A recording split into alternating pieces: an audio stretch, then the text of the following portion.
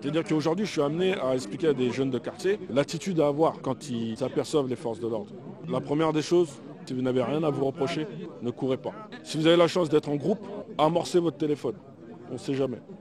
Même si un policier vient vous provoquer, vous tutoyer, vous bousculer, rappelez-lui juste tranquillement, vous n'avez pas le droit de me bousculer, vous n'avez pas le droit de me violenter. Et lui rappeler ses codes déontologiques. Un exemple, des gamins revenaient du foot. Dans le parking de mon quartier, ils se faisaient contrôler. Moi, j'étais pas trop loin. Je surveillais de loin. Et tout doucement, je m'approche parce que je vois que la discussion commence à tenir. Et là, je m'aperçois que les policiers étaient en train d'effectuer un contrôle.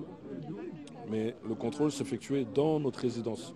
Et je sais qu'un policier, s'il n'a pas la commission rogatoire du préfet, ne peut pas effectuer ce contrôle sur le parking. Ça aurait été le trottoir d'en face.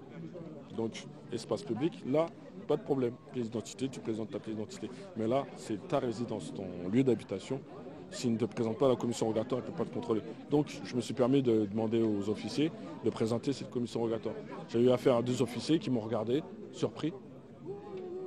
Et m'ont répondu, vous voulez qu'on vous contrôle aussi? Je dis, il n'y a pas de problème. J'ai sorti ma pièce.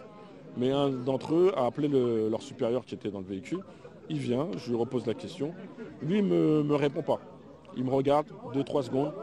Il fait demi-tour et il interpelle ses collègues. On se barre. Et là, les gamins surpris de la façon dont s'est déroulé l'échange, ils m'ont juste demandé comment tu as fait, pas d'insultes. Le ton n'a pas monté. J'ai parlé très calmement et ils n'ont pas bronché. Ils étaient surpris carrément. Parce que d'habitude, on est habitué à... quand on tient tête à un contrôle, tout de suite, ils nous provoquent et ça se transforme en outrage et rébellion. Et je leur ai expliqué que sans connaissance, un minimum de connaissances, on ne peut pas se défendre.